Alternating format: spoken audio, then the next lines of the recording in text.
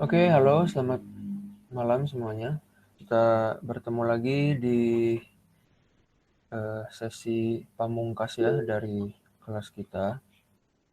Dan eh, tanpa berpanjang kata lagi, mungkin kita bisa langsung masuk ke pembahasan kita.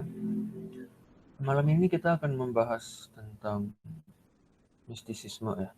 Jadi eh, kita akan melihatnya dalam kerangka barat, yaitu kerangkanya Carl Jung, dan juga kerangka timur, yaitu kerangkanya Patanjali. Nah, studi mistisisme telah menempati posisi yang penting sekali ya dalam hampir semua tradisi keagamaan. Tapi belakangan ini kita tahu bahwa istilah mistisisme telah dipakai secara longgar dalam bahasa sehari-hari, sehingga makna tradisionalnya terancam hilang. Nah, misalnya kita tahu bahwa mistisisme itu kadang-kadang tidak bisa dibedakan dengan okultisme. Nah, ini saya masukin gambar di slide kedua. Nah, ini setahu saya lebih condong ke okultisme ya. Tapi ketika orang-orang melihat, ya akan timbul juga kesan bahwa oke, ini adalah gambar yang mistis. Kira-kira seperti itu.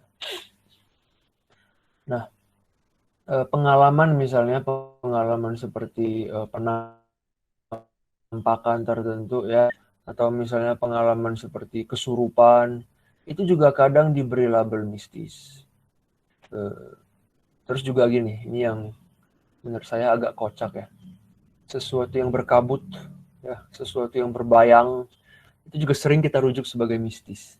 Jadi kita bisa lihat ya betapa terdistorsinya sebenarnya kata mistis itu sendiri. Padahal faktanya pengalaman mistis yang tepat itu dilukiskan sebagai kejernihan atau pencerahan yang memiliki semua kualitas persepsi langsung yang tidak terhalangi atau terdistorsi oleh apapun. Nah, jadi mistisisme adalah persepsi tentang kehadiran spiritual, ya, spiritual presence yang transenden, yang total, alih-alih sebuah emosi yang subjektif belaka. So, pertanyaan yang muncul adalah sebagai berikut. Apakah pengalaman mistis, seperti halnya pengalaman indrawi, itu merujuk pada realitas yang objektif, ataukah ia hanya fenomena psikologis yang subjektif? Lalu, apakah proses psikologis dari pengalaman mistis itu bisa disamakan dengan persepsi indrawi? Nah, di sini kita bisa melihat slide ketiga. Ini saya kutip panjang lebar dari Frederick Copleston. The case of mysticism, a man may be conscious of the fact that the experience described transcends the range of his own experience. Nah, jadi subjek sadar gitu loh. And yet at the same time, his reading and effort of understanding may be for him the occasion of a personal awareness of God. Nah, jadi makna transcendent ini adalah it is identifiable neither with the empirical world. Jadi tak bisa diidentifikasi dengan dunia empirik, ya, juga dengan finite self, diri yang terbatas ini loh. Jadi tidak bisa diasosiasikan dengan dirimu yang penuh limitation, juga tidak bisa diasosiasikan dengan dunia empirik, sebagaimana yang tampak pada kita dalam pengalaman sehari-hari. Nah, karakter yang transenden dari pengalaman mistis inilah yang menyebabkan para sarjana menolak fenomena psikis seperti misalnya ekstase, ya, visi-visi yang imajinatif, itu dianggap sebagai bukan sesuatu yang mistis. Jadi jangan disamakan gitu. Kamu konsumsi LSD terus kamu merasakan ya hallucinatory experience terus kamu bilang pengalaman ekstase itu ya, atau misalnya kamu mengkonsumsi ayahuasca ya, kalau kamu memang dukun di Amazon sana ya mungkin beda ya, mereka tahu caranya gitu. Tapi kalau kamu hanya bule yang ingin mencoba hal-hal yang eksotis, terus kamu coba dan kamu fly dan kamu merasa itu pengalaman mistis, nah ini maybe salah kaprah. Nah, Copperston kan juga lebih lanjut menyatakan di slide yang keempat, we all know that some people see things or hear voices without even a prima facie connection with the divine. And of course, there are also pathological, psychological states resembling ecstasy, which can be accounted for by purely naturalistic explanations. Jadi kadang-kadang ini hanya sebuah kondisi yang psikologis atau bahkan patologis gitu, yang kamu bisa jelaskan dengan penjelasan yang naturalistik, dengan ilmu eksakta gitu. Jadi tidak ada mistis-mistisnya, karena untuk menjadi mistis kamu harus mengalami sesuatu yang sifatnya transendental. Nah, jadi kita bisa bilang bahwa pengalaman mistis melampaui pengalaman indrawi dari dunia empiris.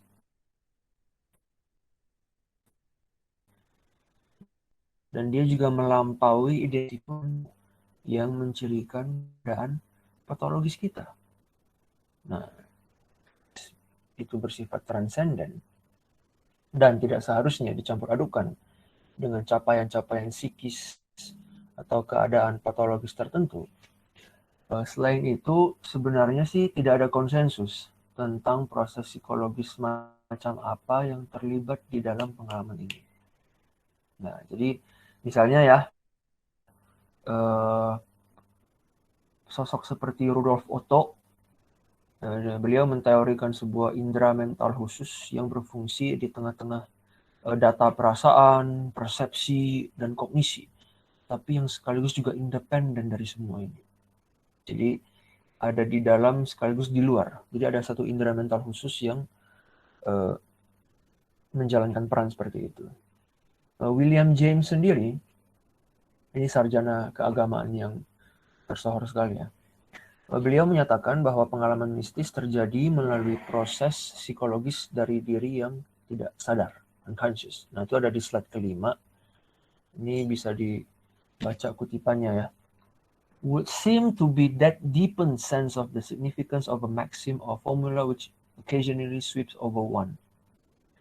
Nah, jadi kalau kita mau membayangkan pengalaman mistis, ya kadang-kadang kita bisa membayangkannya sebagai pengalaman ketika indramu itu menajam. Gitu. Indramu menajam dan kamu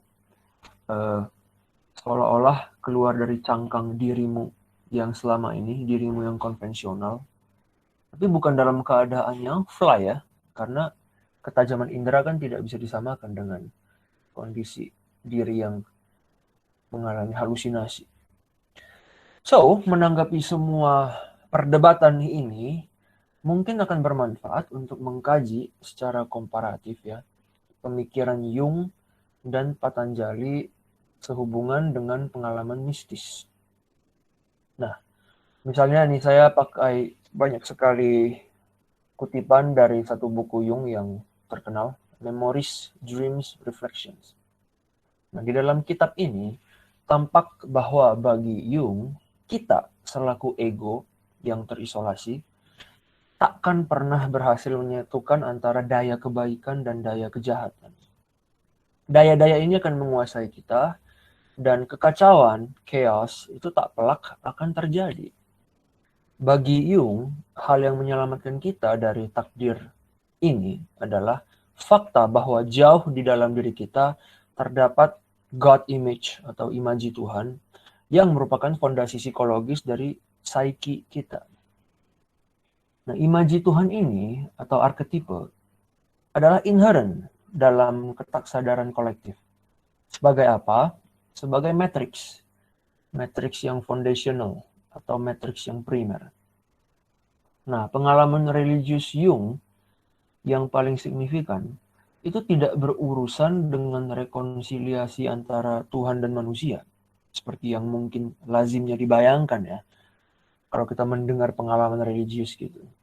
Tapi, Jung itu pengalaman religius dia adalah urusannya dengan rekonsiliasi antara kutub-kutub dalam imaji Tuhan itu sendiri. Nah, jadi di sini, pendekatan Jung kita harus ingat, sifatnya itu psikologis. teologis. Jadi dia nggak ada urusan sama teologi. Nah, pendekatan Jung dengan kata lain adalah sebuah usaha untuk mengalami secara langsung pengetahuan atas Tuhan. Alih-alih merangkul agama yang berbasis pada afirmasi pernyataan konseptual atas iman misalnya. Nah, tapi bukan maksudnya Jung untuk mengadopsi metafisika atau teologi agama timur ya, karena dia juga menolaknya. Namun dengan melihat Tuhan bukan sebagai zat absolut yang berada di luar semua pengalaman manusia, ya, melainkan dalam kepribadian individu. Nah, dengan cara seperti ini, Jung percaya bahwa beri pengaruh praktis bagi kehidupan individu. Penjelasan teoritis Jung atas pengalaman psikologis terkait Tuhan didasarkan pada gagasannya tentang arketipe Tuhan. Nah, imaji Tuhan yang inherent dalam masing-masing diri kita ini bisa punya efek pemersatu bagi keseluruhan kepribadian kita.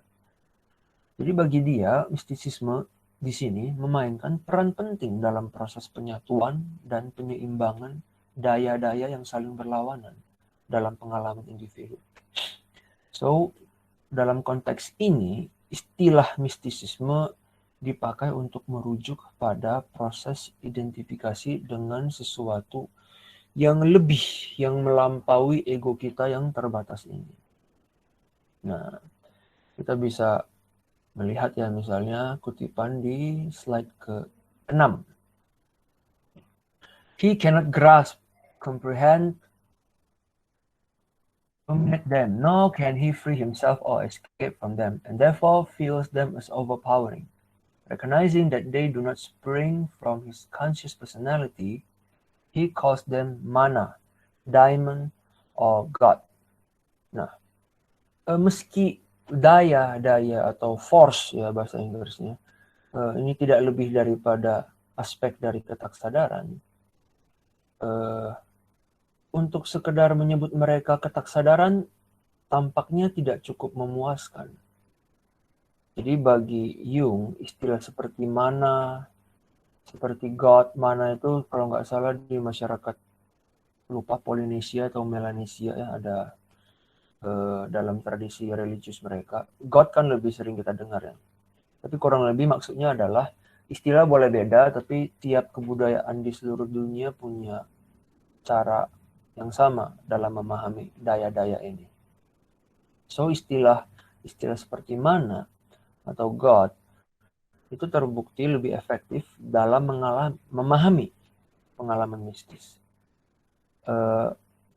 Personifikasi ya dari ketaksadaran dalam konsep-konsep seperti ini akan memungkinkan keterlibatan dari cakupan emosi yang lebih luas. Misalnya benci dan cinta, hormat dan takut. Nah, dengan cara inilah individu bisa di-challenge, ditantang, tapi juga sekaligus dilibatkan. Ini bisa dilihat di kutipan ini ya. Only then can he become whole and only then can God be born. That is, enter into human reality and associate with man in the form of man. But this act of incarnation, man, that is, yaitu egonya, is inwardly replaced by God. And God becomes outwardly man. In keeping with the saying of Jesus, who sees me sees the Father. Nah, bagi Jung, proses psikis dasar yang terlibat dalam pengalaman mistis adalah digantikannya ego yang sadar, ya, your conscious ego itu di-replace dengan daya-daya ketaksadaran yang lebih kuat. Yang kalau di barat ya kita rujuk sebagai God atau Tuhan. Nah, dalam Tuhan yang satu ini, yang esa ini, harus ada ruang bagi semua oposisi yang kita jumpai dalam pengalaman. Misalnya kebaikan dan kejahatan, cinta dan kebencian, rasa hormat dan rasa takut. Dua hal yang kadang-kadang itu seolah-olah minyak dan air, tapi ketika kita membayangkan Tuhan, maka Tuhan ini sebagai sebuah ruang kemungkinan, dia harus bisa menampung semua oposisi yang kita jumpai dalam pengalaman kita. Nah, hanya dengan cara inilah kontradiksi internal dalam imaji Tuhan bisa kita damaikan dalam sebuah kesatuan dan keutuhan dari diri kita.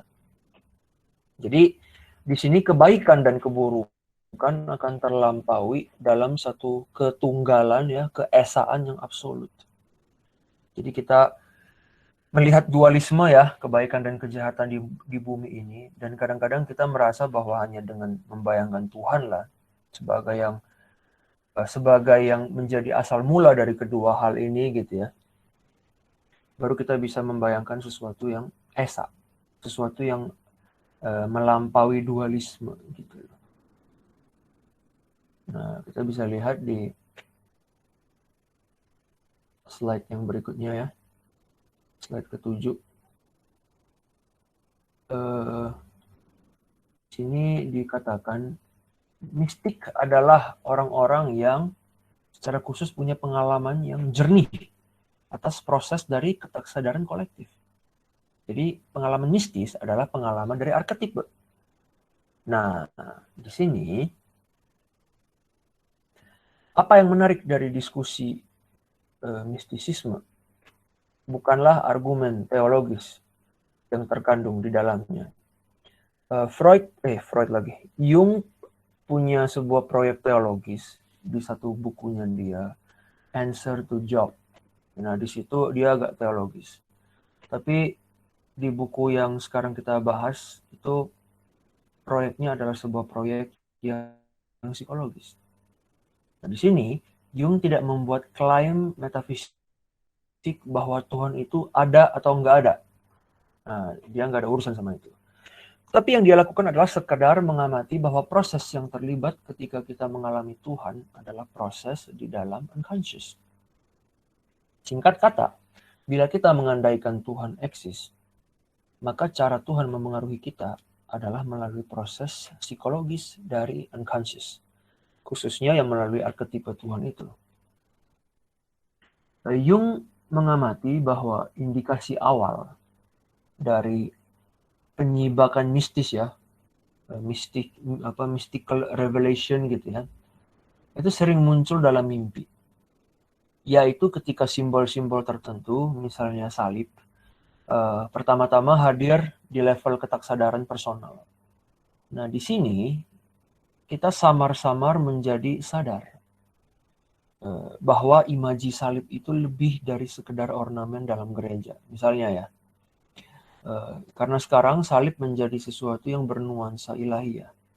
Dia punya daya, dia punya makna yang melebihi apa yang selama ini dipahami dalam kesadaran ego. Jadi kalau ego kita yang sadar, yang konvensional, mungkin hanya melihat salib sebagai kayu, ya, kayu yang ada ditempel di dinding gereja. Nah, kadang-kadang sebagai mimpi, kita bisa melihat salib sebagai, bukan hanya salib ya, tapi saya hanya ambil satu contoh, yaitu salib. Kita bisa melihatnya sebagai sesuatu yang lebih transendental. Kira-kira gitu. Tapi meskipun salib dan the crucifixion of Christ, ya, penyaliban Kristus adalah simbol realisasi diri yang mistis dalam budaya Kristiani, bagi Jung sendiri mandala adalah simbol paling universal. Jadi ini bisa dilihat di slide ke-8, ya. Slide ke-9, sorry. Di slide ke-9 ada gambar mandala. Nah, bagi teman-teman yang tidak pernah melihat mandala, ini kira-kira mandala. Bagi teman-teman yang tidak tahu juga, sebenarnya Candi Borobudur itu mandala. Jadi dia bukan batu yang dipahat tanpa tujuan, dia bukan iseng-iseng dari orang abad 8 gitu, ya. Iseng-iseng dari Wangsa Sailendra, kan, kebanyakan uang gitu, terus kayak pengen dibikin proyek-proyek khusus, ya. Enggak. Dia estetis, oke, fine. Tapi dia juga religius. Dia adalah simbol yang sangat mendalam. Karena dia mandala. Dan bagi Jung, mandala simbol yang paling luar biasa. Nah, bisa baca kutipannya di slide ke-10. Nah, ini di Concerning Mandala Symbolism. Saya mengutip panjang lebar di sini. Sebagai imaji, mandala memiliki pusat, center, yang terindividualisasi. Tapi dia juga berekspansi keluar secara konsentrik ya, dalam potensi untuk mencakupi segalanya. Nah, ini bagi Jung menjadikan mandala sebagai simbol yang pas, simbol yang cocok bagi pengalaman mistis. Ada dua hal tentang mandala yang membuat Jung terkesan. Pertama, mandala adalah simbol meditasi dalam hampir semua tradisi agama besar. Jadi kita bisa melihat kurang lebih dengan bentuk-bentuk yang bervariasi ya, ada mandala. Dan kedua, ini yang menarik, di dalam mimpi-mimpi para pasiennya, mandala juga hadir secara independen gitu. Lu bayangkan orang-orang yang tidak pernah melihat mandala seumur hidupnya, terus tiba-tiba pada suatu fase hidup sering mengalami mimpi dia melihat mandala gitu. Di mana ada satu pusat dan mengelilingi pusat itu terdapat ring-ring atau lingkaran-lingkaran yang makin lama makin besar gitu hingga mencakupi semesta. Jadi bagi Jung, mandala adalah representasi dari proses perkembangan sirkuler yang menjadi landasan bagi kepribadian. Jadi bayangkan di tengah-tengah itu mungkin unconscious kita ya, dan di ring paling luar itu mungkin diri kita yang paling konvensional. Misalnya diri kita sebagai, kalau saya karyawan, saya sebagai karyawan. Kalau saya punya orang tua, berarti saya adalah anak. Kalau saya punya pasangan, berarti saya adalah suami bagi pasangan saya. Kalau saya punya anak, berarti saya ayah bagi anak saya, dan seterusnya. Kalau saya masih berkuliah, berarti saya mahasiswa. Nah, itu diri-diri yang paling konvensional. Ringnya makin ke dalam, sampai akhirnya ke pusatnya, ya kita bisa melihat diri kita yang paling sejati gitu loh. Dan pusat ya, antara pusat dengan ring paling luar itu ada koneksi, ada hubungan, dia tidak terpisah gitu loh. Tapi kalau kita berada di ring yang luar sekali, kan akan agak sulit ya untuk melihat ke dalam. Jadi mungkin disinilah Jung membayangkan how to imagine gitu loh kepribadian kita. Nah, tapi meski mistisisme Timur dan Barat ya, Timur misalnya punya mandala, Barat punya cross, salib, itu sama-sama mengakui konsep kesatuan transenden. Nah, Jung melihat adanya perbedaan psikologis yang subtil terkait bagaimana kesatuan ini dialami. Konsep unionnya ada, sama-sama diakui. Tapi spesifiknya seperti apa? Nah, di sini bagi Jung, Timur dan Barat itu agak berbeda. Kita bisa lihat, ini satu kutipan di slide ke-11. Antara mandala, Kristiani, dan Buddhis ada perbedaan yang subtil tapi besar sekali, enormous.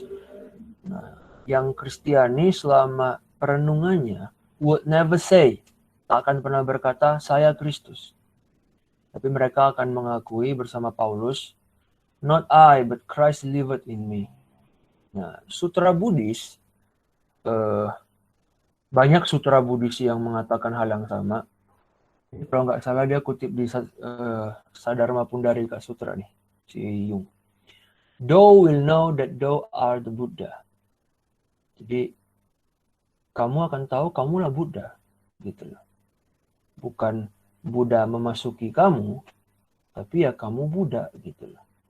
Kamu selama ini ya Buddha, tapi kamu nggak tahu. Kamu dikotori oleh emosi negatif kamu sampai kamu nggak tahu. Kamu Buddha. Kamu lihat orang-orang di sekitarmu semuanya Buddha, gitu loh. Kamu lihat belalang tempur gitu ya. Kamu lihat walang kekek gitu kan. Kamu lihat burung camar. Semuanya Buddha gitu. Tapi burung camar mana dia tahu. Dia aja nggak tahu dia burung camar. Misalnya kan gitu. Jadi hierarki batin itu Kalau misalnya binatang ya dia nggak tahu. Kalau manusia ada yang nggak tahu, ada yang tahu. Yang tahu dia akan merenungkan, oke, saya Buddha, tapi kenapa saya masih seperti ini? Oh, berarti ada rintangan, ada halangan, ada kotoran dalam batin saya yang harus saya bersihkan dulu. Gitu loh. Misalkan saya batu mulia ya, kan saya harus dipoles dulu. Nah, kalau sudah dipoles, diamplas kan nanti akan kelihatan tuh wujud saya yang sejati. Nah, jadi intinya, pada dasarnya, kedua statement ini mengungkapkan perasaan kesatuan. Tapi bagi Jung, pernyataan Buddhis, bukan hanya Buddhis sih, Hindu juga, atau tradisi India secara umum, itu mensyaratkan adanya pelenyapan ego secara total. Nah, di sisi lain, statement dari Barat menyeratkan bahwa ego tidak lenyap, tapi bahwa Tuhan masuk ke dalam diri sehingga ego masih tetap eksis. Tapi kini mungkin untuk melayani Tuhan mungkin ya. Nah, Jung sendiri ya, pendiriannya adalah dia tidak bisa menerima klaim dari yoga, ya, klaim dari Buddhis bahwa mungkin ada pengalaman sadar tanpa adanya ego selaku subjek yang mengalaminya. Jadi dari perspektif Jung, hubungan komplementer antara ego dan diri, ya, antara individu dengan yang ilahiyah, itu adalah fondasi yang niscaya bagi pengalaman mistis.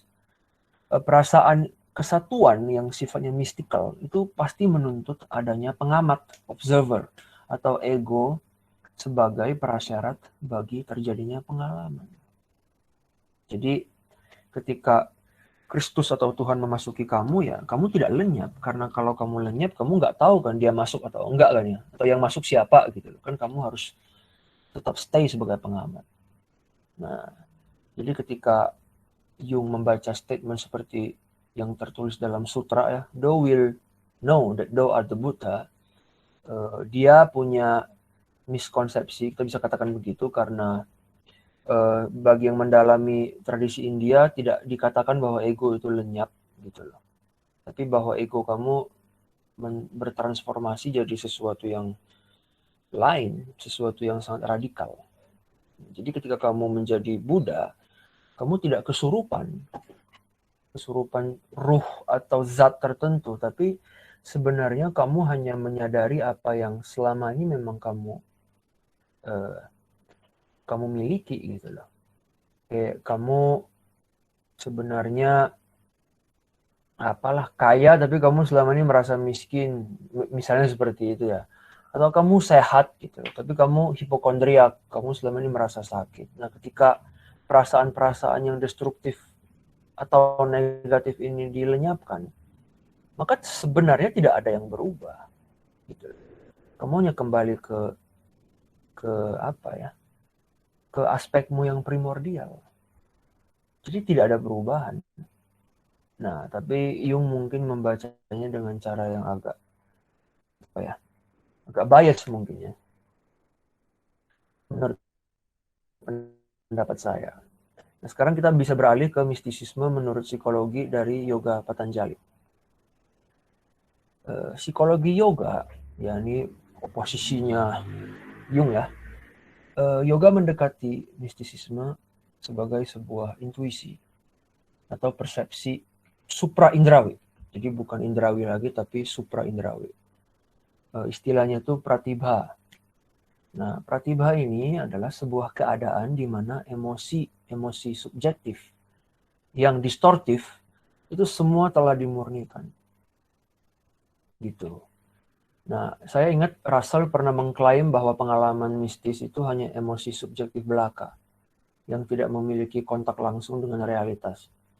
Ya, Russell kan analitik ya, jadi mungkin dia ngomongnya seperti itu. Tapi di sisi lain, Patanjali mengklaim sebaliknya.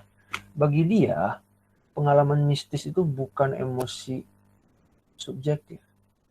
Karena apa? Karena justru emosi subjektif ini yang harus dilenyapkan. Jadi, Russell agak salah kaprah juga. Justru emosi subjektif ini yang mau kita lenyapkan gitu loh.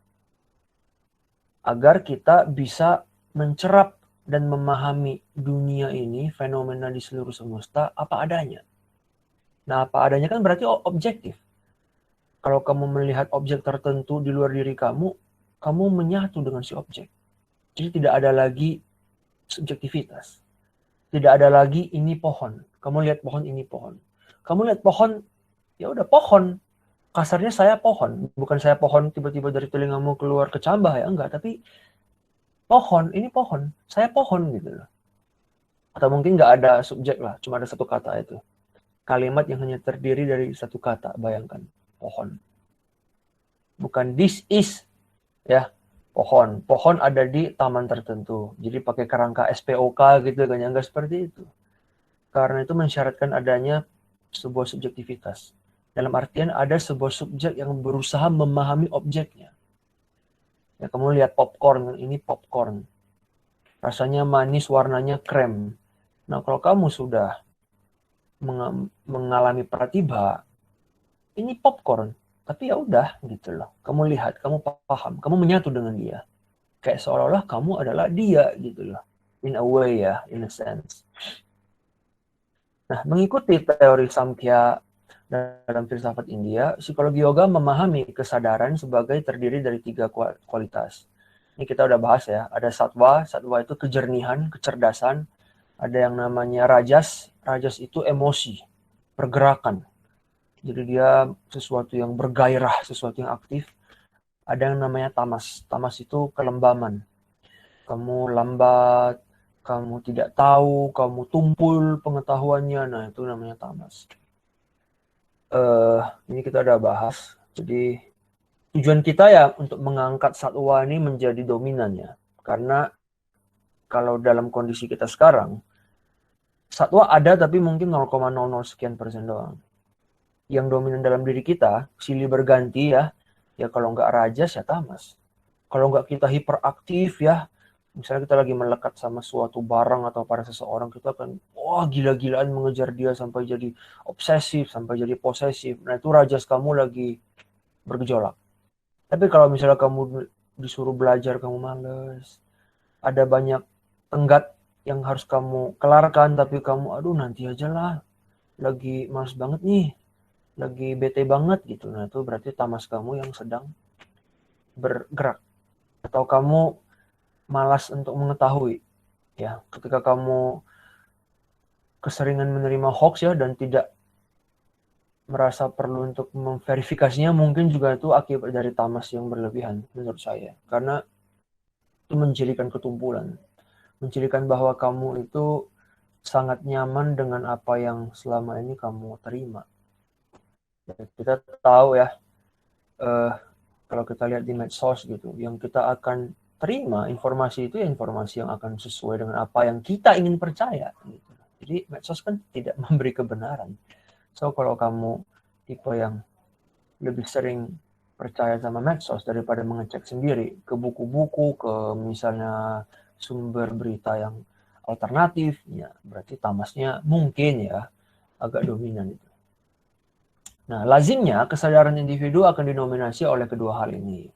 Khususnya dalam bentuk ego, dalam bentuk organ indrawi, kalau lapar saya mau makan, kalau saya haus saya harus minum gitu kan. Dalam pengalaman-pengalaman harian kita. So dalam kesadaran sehari-hari, satwa atau kesadaran yang jernih, yang diskriminatif, itu jarang sekali muncul. Tapi kalau dalam pengalaman mistis, sebaliknya justru satwa yang tampil secara dominan. Dan dalam klimaksnya, pengalaman satwa akan bisa diibaratkan sebagai persepsi yang transparan, yang langsung, atas realitas, tanpa gangguan dari rajas ataupun tamas. Jadi ketika kita melihat apapun, kita mencerap apapun, kita tidak lagi dirintangi oleh distorsi yang emosional ataupun distorsi yang sifatnya jasmani, ragawi. Kira-kira gitu. Nah, dalam mistisisme India, istilah teknis untuk keadaan ini adalah samadhi. Samadhi kita ingat kita pernah bahas ada 4 tipe ya. Tipe yang paling pertama itu nirwicara samadhi. Itu didefinisikan sebagai persepsi supranormal yang melampaui kategori konvensional dari waktu, dari ruang, kausalitas. Nah, dia punya kapasiti untuk mencerap semua hal secara langsung. So, itu yang paling tinggi. Kira-kira seperti itu. Nah, dalam samadhi sendiri, batin terfokus secara intens pada objek meditasi.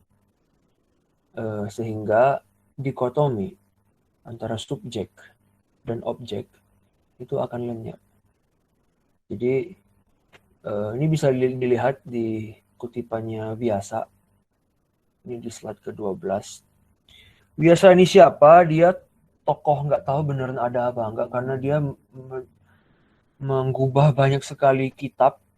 Konon Mahabharata pun dia yang gubah, jadi saking banyaknya yang dia tulis, kita nggak tahu nih tokoh beneran ada apa enggak gitu ya.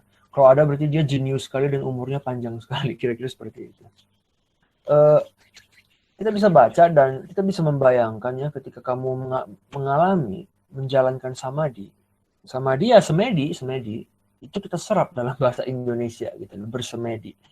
Kita menganggapnya kan semedi itu ada dupa, ada kemenyan, ada kembang 7 warna, ada ayam hitam segala macam ya. Tapi enggak, semedi itu sebenarnya sesuatu yang sangat baik. Nah, dia tidak sedistortif yang kita kira, tidak sesaru yang kita kira gitu loh. Karena dunia kebatinan itu dunia yang tidak harus didominasi oleh dupa dan kemenyan. Jadi semedi, samadhi itu ketika kamu mengalaminya, rasanya kalau kata Vyasa ya, batin seolah menjadi kristal yang transparan, yang dengan jernih memantulkan diri dia pada objek. Gitu loh. Nah, ketika itu terjadi berarti satwa kamu sedang dominan. Kamu bisa melihat segala sesuatu tanpa subjektivitas.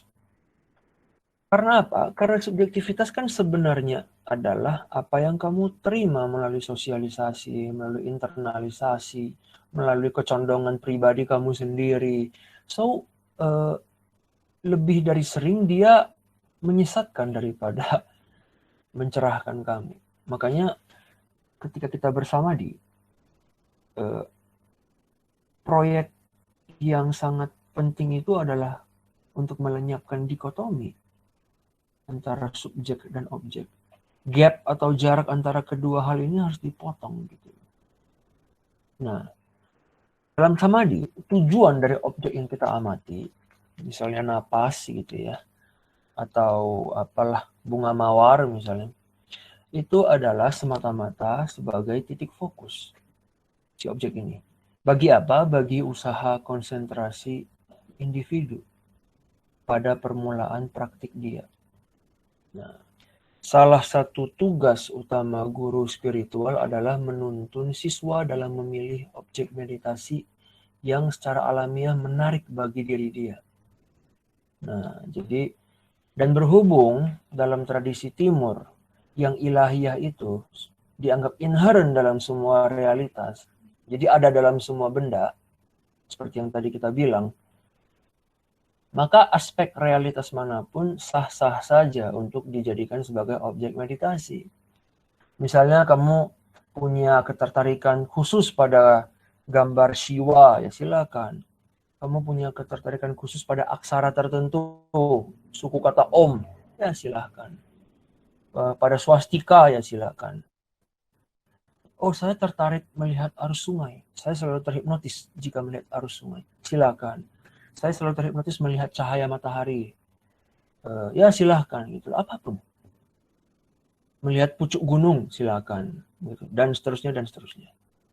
Nah, Jung juga menjelaskan hal yang sama ketika membahas simbol salib. Tapi meskipun Patanjali dan Jung sama-sama memulai dengan sebuah objek sebagai titik fokus, nah ini bedanya. Jung tidak pernah meninggalkan objeknya. Karena bagi dia, yang terjadi adalah transformasi objek dari sebuah simbol yang banal, yang biasa-biasa aja gitu ya, itu menjadi simbol yang universal, yang memediasi dan menyatukan realitas. Jadi misalnya kasus salib yang awalnya cuma kayu, ornamen belaka, sekarang menjadi simbol dari sesuatu yang bisa memediasi antara kamu dengan Tuhan misalnya. Nah, di sisi lain, yoga Patanjali dan tradisi India secara umum menuntut agar objek ya yang hanya secara parsial menjelmakan dan memediasi realitas, bagi Patanjali ya parsial doang, itu in the end harus dilampaui. Keadaan samadhi tanpa objek inilah yang dianggap Patanjali sebagai pengalaman mistis yang paling tinggi. The state of non-object gitu. Dan ini jugalah yang tidak mau diterima oleh Jung. Karena sebuah keadaan yang tidak butuh ego sebagai subjek yang mengalaminya, itu adalah situasi yang menurut dia secara psikologis mustahil. Nah, dalam konteks inilah kita bisa coba tinjau ulang analisis Patanjali tentang level-level samadhi.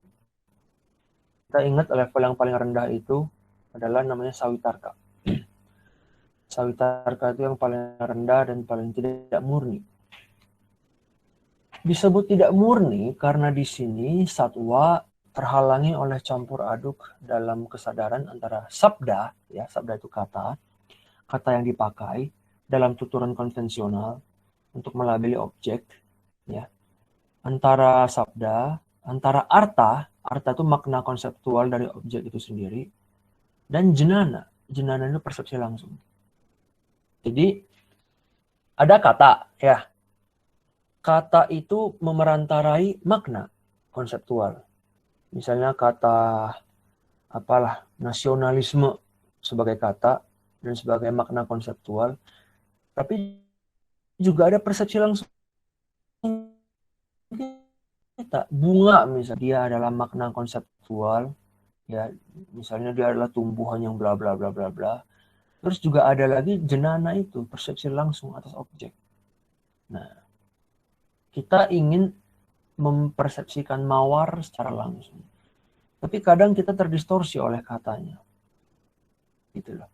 Kadang kita juga terdistorsi oleh arta atau makna konseptualnya. Bagi Wiyasa, pengalaman campur aduk ini terjadi karena dua sebab. Sebab yang pertama adalah ada distorsi yang muncul karena pola kebiasaan. Dengan pengalaman kita didominasi oleh kata atau label konvensional dari bahasa dan budaya kita. Gitu loh. Nah, yang kedua, ada penyimpulan kognitif yang didasarkan pada makna konseptual yang dimunculkan persepsi atas objek dalam batin kita. Jadi, makna konseptual misalnya gini, ketika kita menyebut kata anak, ada yang langsung di otak dia, oke, anak adalah karunia Tuhan yang mesti disyukuri. Tapi orang lain mendengar kata anak, dia akan memikirkan, oke, anak adalah sumber dari frustrasi, sumber dari huru-hara emosional. Anak adalah jaminan bahwa pengeluaran finansial saya kelak di masa depan sampai 18 tahun minimal itu akan konstan gitu loh. So ketika lu dengar kata anak, oke, saya harus berhemat, saya harus nabung buat uang sekolah dia, buat segala macam, buat susu segala macam ya. Nah, ada yang oke, anak adalah karunia. Jadi dari satu kata itu saja kita sudah minimal punya dua makna konseptual yang berbeda. Nah, tapi apa jenana dari anak gitu? Apa persepsi langsung dalam memahami si anak? Nah, itu kan tidak kita pahami kan ya. Terkait kata juga, belakangan saya dengar satu kisah. Ini agak intermezzo ya, tapi mungkin cukup baik untuk menunjukkan poin ini. Ada seorang profesor di Amerika, profesor linguistik. Ini lagi pandemi ya, so dia kuliah online kan ya. Nah, di kuliah online itu dia sedang membahas tentang bagaimana satu kata tertentu yang bunyinya sama itu bisa dimaknai secara berbeda dalam konteks kebudayaan yang berbeda. So, dia memakai contoh kata, nah ini menarik sekali. Dia memakai contoh kata nigger. Nah, nigger itu kan berarti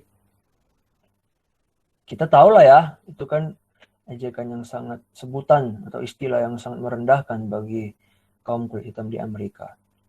Tapi bila kita orang Cina ya, dan kita bisa bahasa Mandarin, kita akan tahu bahwa kata nigger itu sering dipakai. Ini bagi yang tahu bahasa Mandarin ya. Kadang-kadang ketika kita ingin mengatakan sesuatu tapi nggak bisa keluar gitu ya. Anu itu. Ha. Kita kan akan nega gitu loh. Ini mungkin teman-teman ada yang juga sebagai pelakunya langsung sih. Nega. Si profesor menirukannya gitu loh. Untuk tujuan perkuliahan dia toh.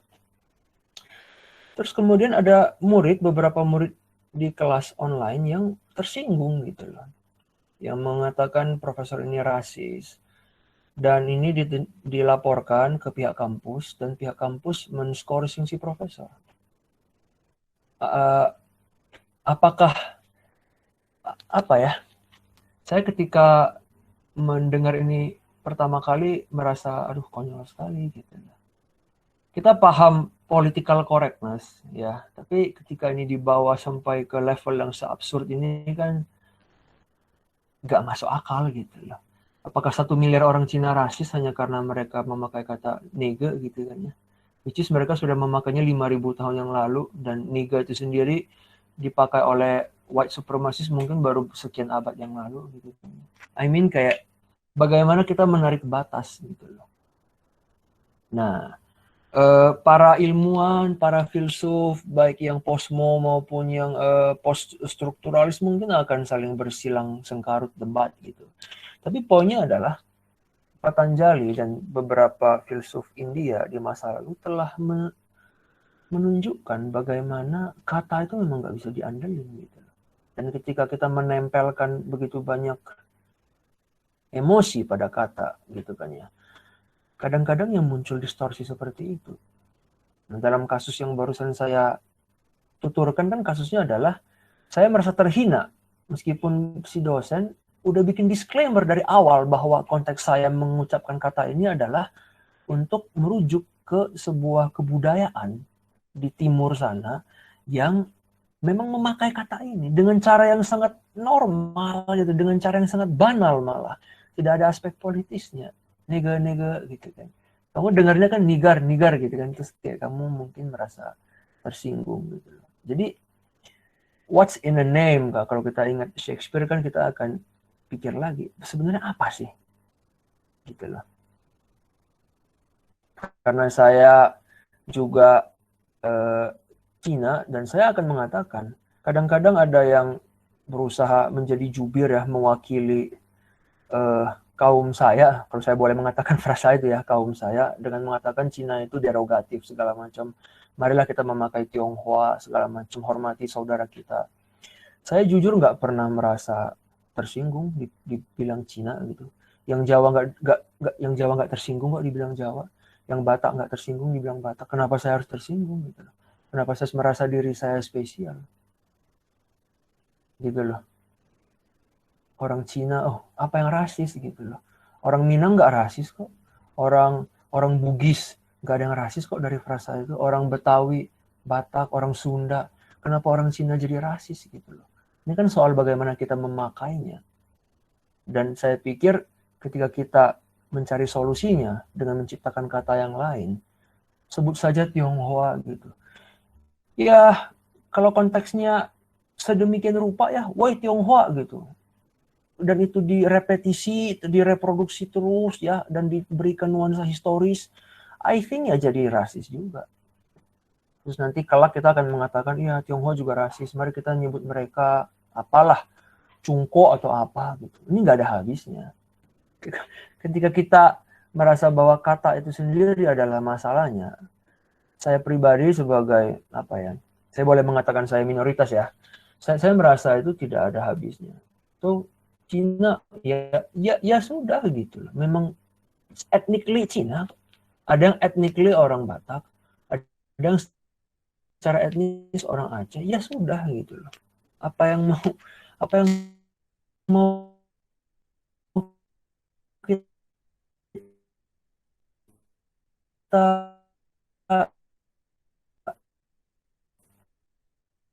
kita bikin rumit.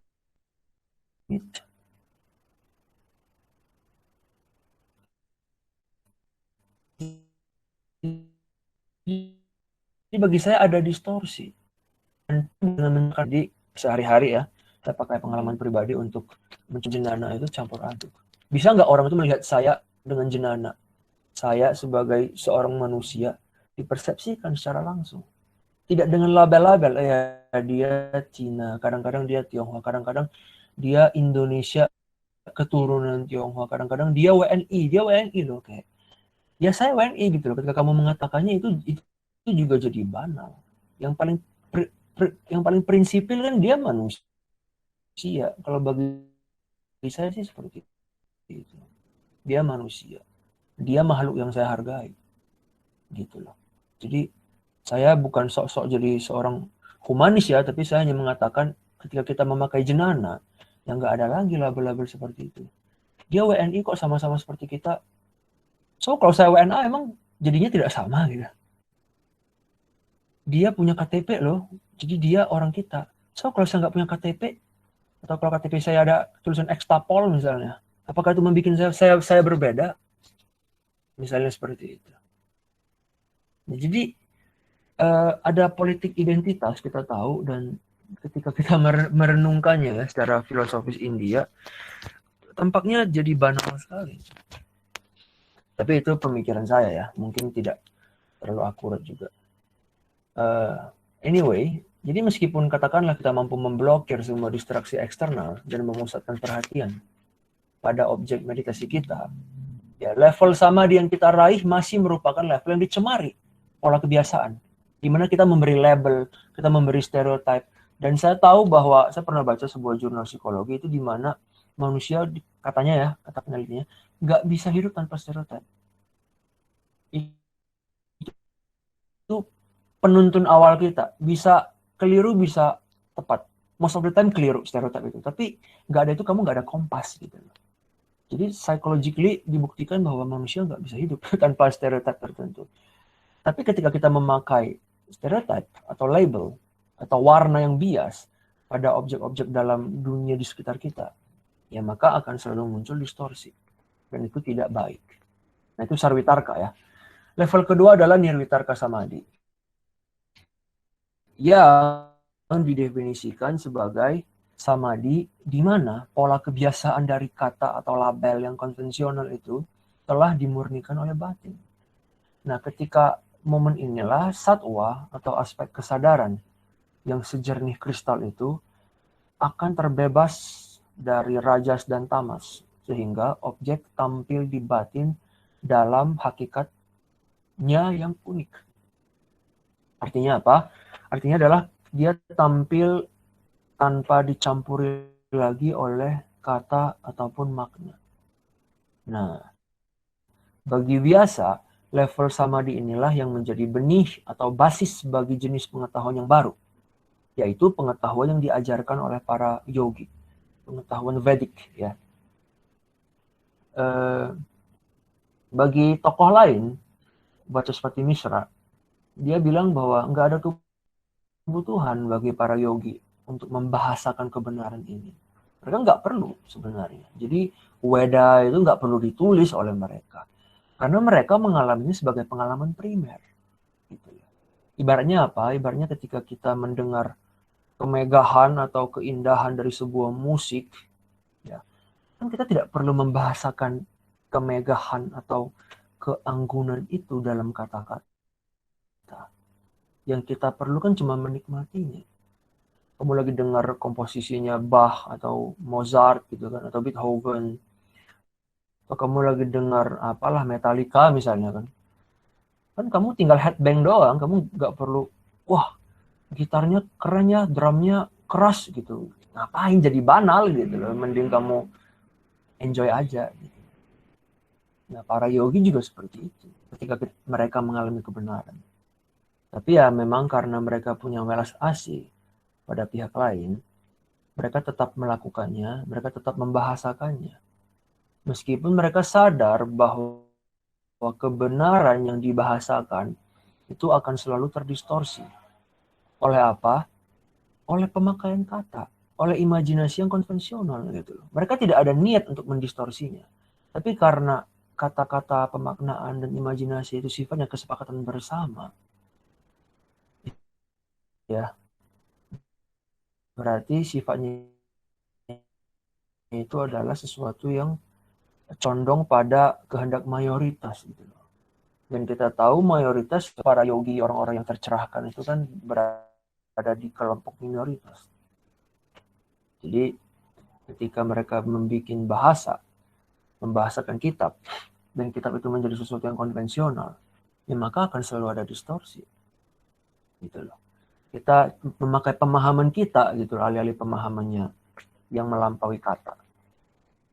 Nah, itu untuk dua samadhi yang pertama kira-kira seperti itu. Jadi bisa kita katakan bahwa dua level samadhi yang pertama itu didasarkan pada bentuk luar atau kasar dari objek. Ya, yang paling kasar itu tadi yang savitarka, kemudian ada nirvitarka. Level ketiga ini udah level yang lebih subtil ya. Itu dinamakan level sawicara. Sawicara samadhi. Di sini arus kesadaran kita dalam batin kita sudah sebegitu teridentifikasinya dengan objek sehingga batin kehilangan hakikatnya. Batin kehilangan its own nature. Dengan kata lain, ini adalah situasi ketika ego consciousness atau kesadaran ego kita lenyap. Nah, tapi ini tidak berarti, ya sekali lagi untuk kesekian kalinya, ini tidak berarti bahwa kita menjadi tidak sadarkan diri. Ya, kita menjadi linglung, kita menjadi pingsan, kita menjadi blackout, bukan.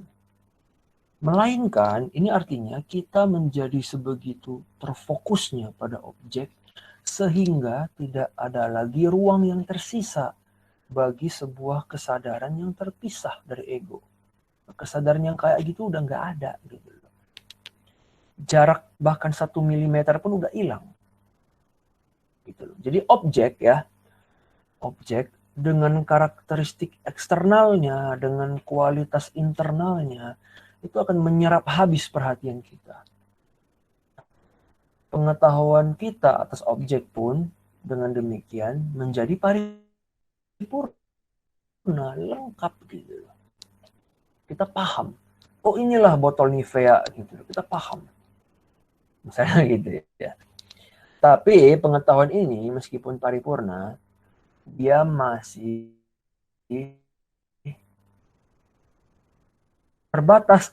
Nah, untuk itulah kita harus menuju ke level keempat atau level yang paling tinggi. Itu yang disebut sebagai nirwicara samadhi. Jadi ada sawitarka, nirwitarka, sawicara, nirwicara. Itu yang paling tinggi. Nah, dia nirwicara samadhi ini berbeda dari level yang sebelumnya dalam hal dia telah melampaui batasan ruang dan waktu dari momen saat ini. Nah, sekarang individu itu benar-benar menyatu dengan objek sehingga dia menyatu dengan semua keadaannya, baik di masa lampau, baik di masa kini, maupun di masa mendatang. So, maksudnya apa?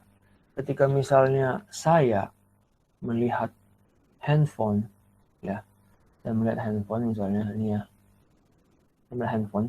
Saya nggak hanya melihat handphone, saya nggak hanya melihat keutuhan dan keparipurnaan dari handphone di momen sekarang doang. Tapi saya juga bisa melihat dia di masa lampaunya seperti apa. Dia kan di sini kan ada litium dong ya. Saya bisa lihat nih.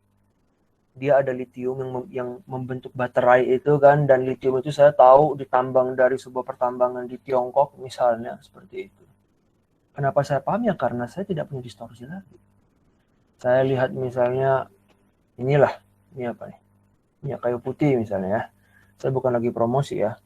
Ini mereknya Caplang. Jadi cukup lama ya, mereknya cukup lama. Saya bisa melihat tidak hanya air di dalam minyak di dalam botol, saya juga bisa melihat bagaimana minyak itu dulu diekstraksi dari pohon mana misalnya. Kebayang nggak? Bisa nggak seperti itu? Jadi ketika kita mengatakan sosok tercerahkan seperti Buddha ya, beliau bisa melihat kehidupan lampau maupun mendatang, itu bukan dalam artian dia bisa meramal atau dia bisa menengok atau mengintip ke masa lampau, bukan. Pengetahuan dia sudah sebegitu paripurnanya sampai dia paham gitu loh. Karena dia paham fenomena. Kalau kamu paham karma, kamu paham hukum alam yang mengatur, yang menata cara kerja dari segala sesuatu di semesta ini, maka kamu akan bisa meraih pengetahuan yang sama gitu loh. Kalau kamu lihat minyak caplang ya, kamu akan tahu dia tidak dari dulu seperti ini kondisinya. Dia pernah sebelum jadi minyak, dia pernah jadi tanaman. Ya, sebelum jadi tanaman dia pastilah ada seseorang yang menanam dia. Seseorang ini pastilah dilahirkan misalnya dari dua sepasang suami istri. Ya nggak, bla bla bla bla bla. Botolnya botol plastik dibikin di misalnya Vietnam. Nah, yang bikin siapa, tinggal di mana. Itu kan kalau kita renungkan logis kan ya. Cuma kita nggak tahu. Kita tahu ada interdependensi seperti itu, ada kesaling bergantungan seperti itu, tapi kita tidak tahu flow-nya dari mana ke mana. Terlalu kompleks matriksnya. Makanya ketika kita kadang-kadang memakai caplang, ya kita hanya memakai. Kadang kita bahkan saking tidak elingnya, saking tidak mawas dirinya ya, kita makan dan ya itu tadi, kita makan ya udah makan. Kita lupa bahwa di piring ada nasi ini dulu pastilah beras. Ya kita kan nggak mau tahu kan, kita makan aja. Mungkin yang bikin, yang masak nasi ibu kita, atau mungkin kita beli di warung Tegal misalnya kan. Kita lupa di nasi itu ada beras, di beras itu ada padi, di padi ada apa ya istilah puitisnya, ada peluh keringatnya petani gitu kan ya, segala macam. Trek sampai jauh, nggak ada batasnya gitu. Nah, orang yang tercerahkan, orang yang paham. Jadi dia nggak sakti gitu loh. Dia hanya paham apa yang sebenarnya kita juga pahami. Cuma kita nggak bisa menggraspingnya, kita nggak bisa mencerapnya. Batasan imajinasi maupun nalar kita nggak sampai gitu loh. Meskipun kita paham. Nasi pastilah dari beras. Beras pastilah dari padi. Padi ada yang nanam dong. Dan ketika padi ini jadi beras dan dia didistribusikan, pasti ada distributornya. Ada lumbungnya di desa, ada gudangnya di kota, segala macam. Dia nanti dikarungin, dia nanti dijual di toko kelontong misalnya, atau apalah. Telur ayam yang kita makan, dulu pasti ada ayam yang menelurkannya, segala macam. Ayam ini lahir dari ayam yang mana? Siapa peternaknya, segala macam. Apa nasib si ayam? Nah, ini kan semua hal-hal yang ada.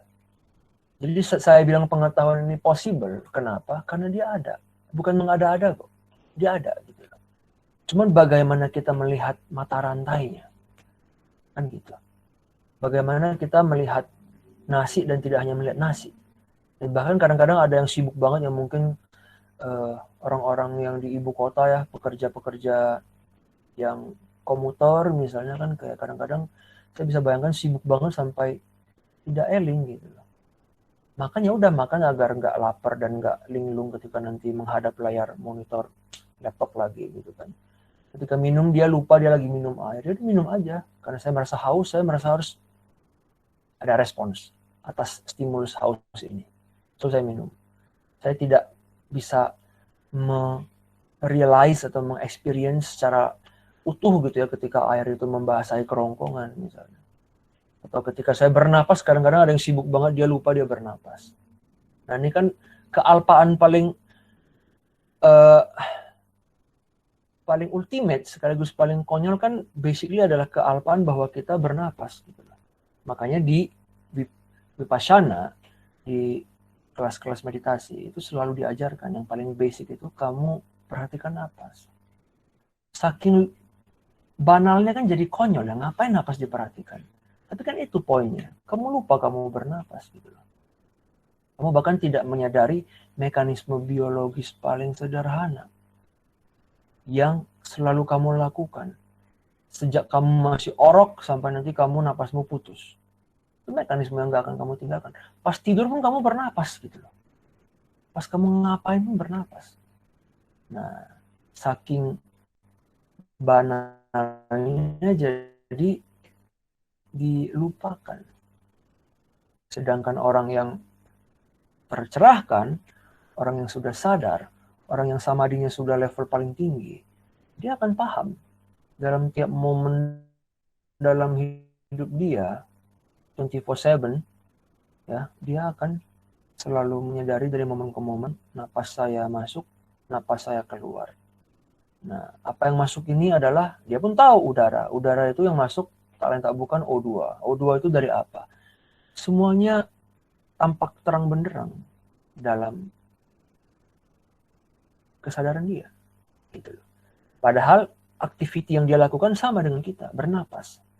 Tapi dalam napas, yang satu bisa melihat interdependensi fenomena, yang satu lagi seperti saya misalnya ya tidak bisa melihat apa-apa. Bahkan saya kadang-kadang, bukan kadang-kadang ya, saya sangat sering sekali lupa saya bernapas. Saya lupa saya makan gitu. Kadang pun saya lupa saya sedang bekerja gitu. Karena kamu tidak, misalkan kamu lulusan apa ya, lulusan sastra tapi kerja di bank kan, oke, not my dream job. So, aduh, pekerjaannya dilakukan tidak dengan hati gitu loh.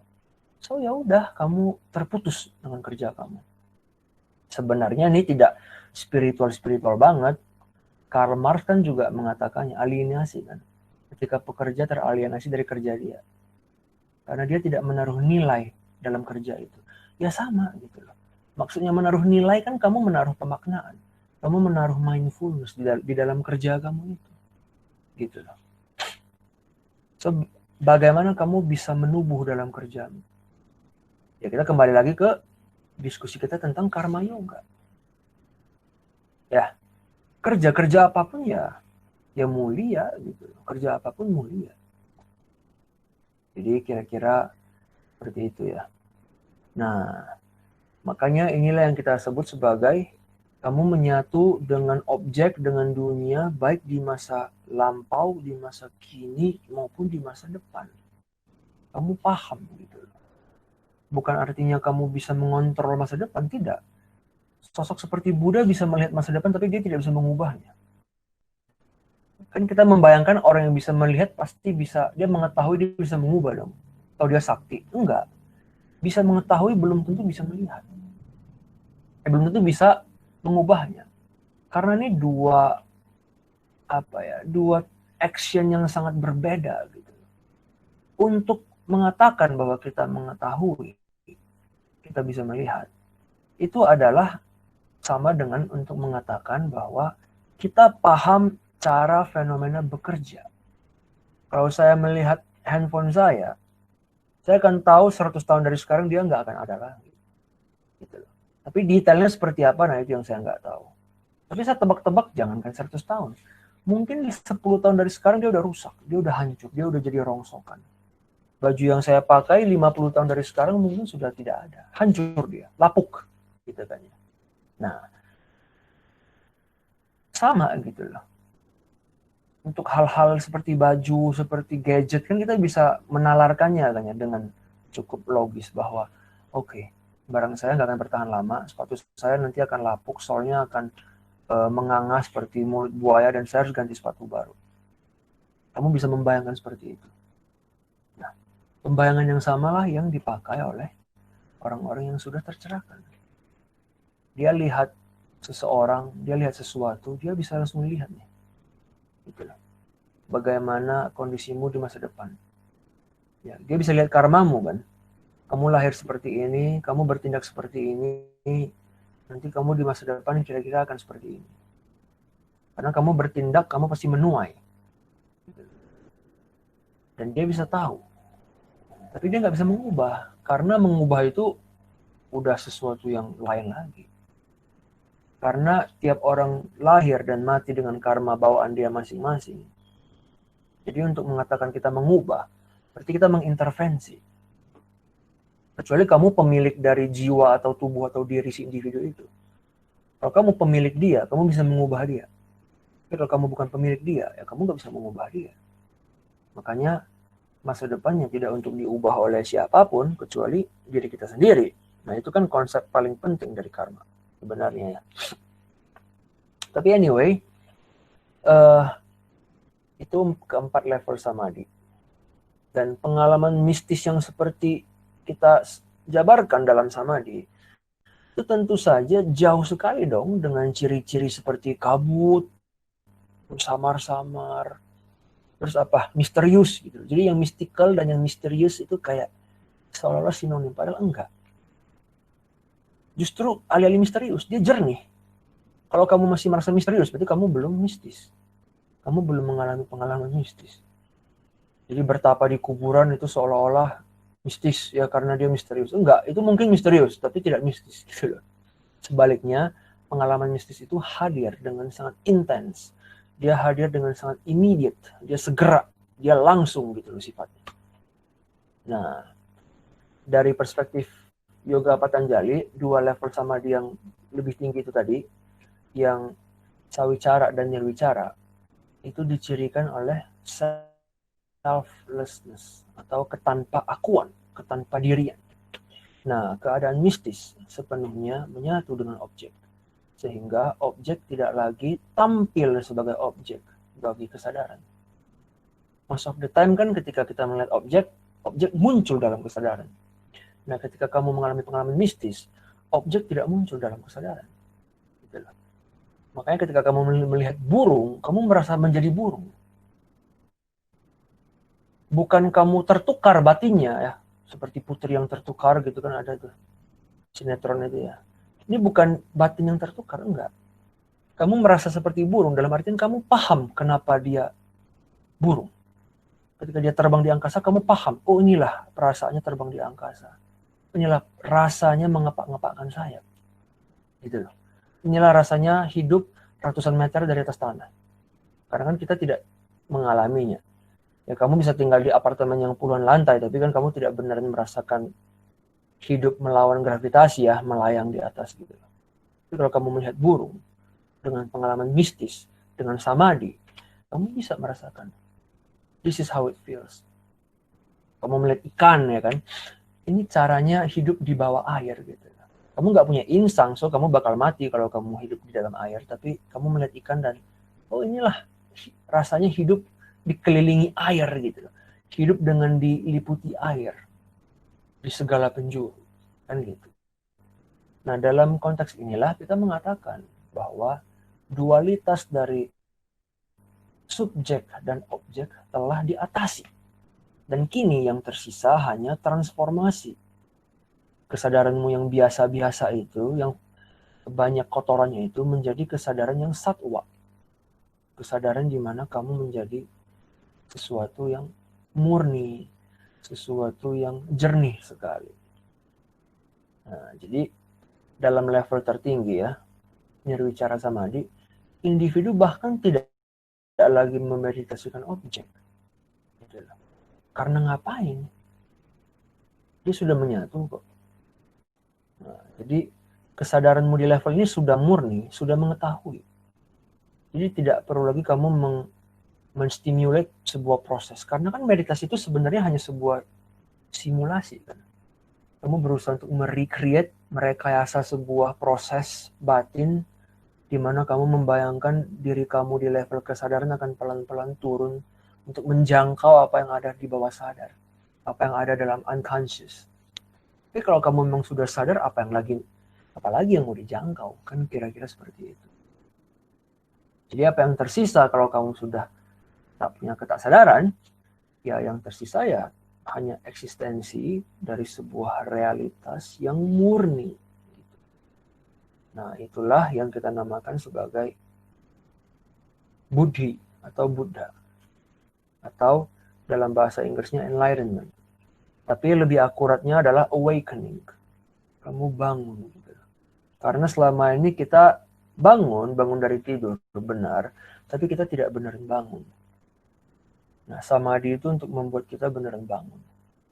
Nah, dan dalam ketersadaran ini, dalam keterbangunan ini, subjek nggak lenyap, ego itu nggak lenyap gitu loh. Maksudnya ego yang lenyap ada, tapi bukan ego yang beneran ego yang mengamati. Nah, itu yang dibayangkan Jung lenyap. Nah, di sini dia salah kaprah. Pengamat masih ada. Ego in a sense masih ada. Yang lenyap ya ego dalam pengertian tertentu, yaitu ego yang tercemar. Ego yang merasa dirinya pusat dunia. Ego yang merasa sok penting. Yang merasa dirinya harus mendapat perhatian paling banyak segala macam. Ego ini loh, ego yang ketika kita katakan kamu egois banget ya, nah, ego seperti itu yang hilang. Ego yang too full of yourself gitu loh. Kayak kamu nggak tahu kamu hanya butiran debu di semesta ini ya. Bahkan di kategori umat manusia pun yang jumlahnya hampir 8 miliar, kamu ya apa? Kamu tuh nggak ada apa-apanya. Itu kita ngomong manusia doang. Belum lagi kita ngomong mamalia. Terus kita ngomong semua makhluk. Terus kita mau ngomong benda hidup maupun mati. Kamu itu apa di semesta? Kamu nggak ada apa-apanya. Tapi kan sebaliknya, kita kan lazimnya ya practically kita dalam realitas kan kita sebaliknya. Kita merasa kita yang paling penting. Nah, ego yang macam itu yang mau dibabat habis. Bukan subjek yang mengamati. Dan subjek nggak hilang. Ketika saya bilang subjek menyatu dengan burung, subjekmu nggak hilang. Bukan roh burung itu merasuki kamu, tidak. Kamu mengalami dia. Simply seperti itu. Kadang kalau kamu dengar konser yang begitu menghanyutkan ya, kamu kan akan merasa hanyut gitu loh. Bukan kerasukan, kamu merasa benar-benar indramu bahkan menajam gitu. Kamu kalau yang penggemar opera misalnya kan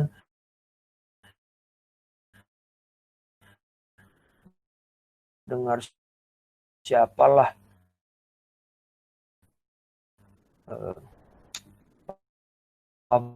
Pavarotti kan atau Andrea, kamu mendengar beberapa karya klasik,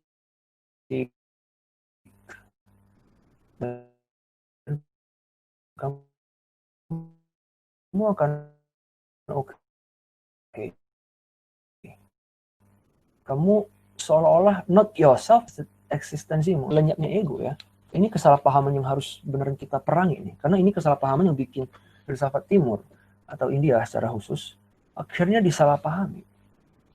Nggak ada ego ya. Tidak mungkin sama sekali subjeknya hilang gitu. Nah, ini yang harus kita pahami. Mungkin dari saya sekian ya. Ini adalah bisa kita katakan pertemuan yang terakhir. Ini juga, nah, saya ada slide terakhir, tapi ini slide yang main-main doang sih. Coba bisa diputar nggak slide-nya? Nah, di slide yang terakhir saya kan agak fans ya sama Van Morrison ya. So, saya ingat ada satu lagu dia yang saya suka banget dari dulu. Dan judulnya memang cocok dengan tema kelas kita hari ini, yaitu Mystic. Ini lagu yang bagus banget. Nah, kalau bagi yang teman-teman yang belum pernah dengar, boleh didengar. Saya baca-baca ada dari BBC Survey. Konon ini lagu yang paling banyak didengar oleh surgeon, ahli bedah, sebelum mereka melakukan operasi. Karena ya saya nggak tahu, teman-teman harus dengar sendiri kenapa para surgeon ketika mereka sebelum bedah operasi merasa lagu ini yang paling cocok gitu. Nah, tapi liriknya memang menarik juga. Dia bilang kita lahir sebelum angin, kita lebih muda dari matahari. Saya nggak paham ya apa maksudnya, cuman bukan liriknya, saya fokus pada musiknya. Dan saya merasa bahwa ketika Van Morrison menyanyikannya, mungkin dia membayangkan pengalaman mistis seperti yang juga saya bayangkan.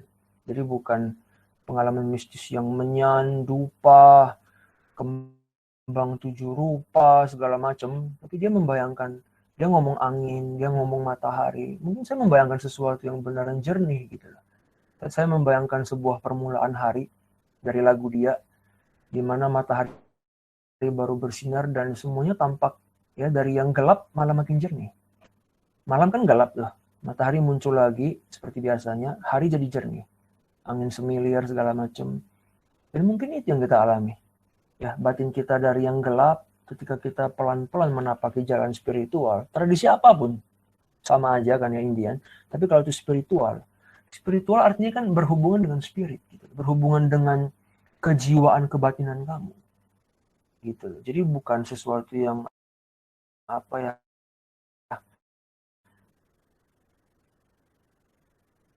berasosiat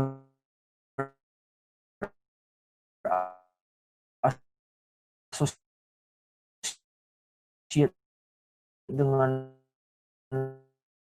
kesaktian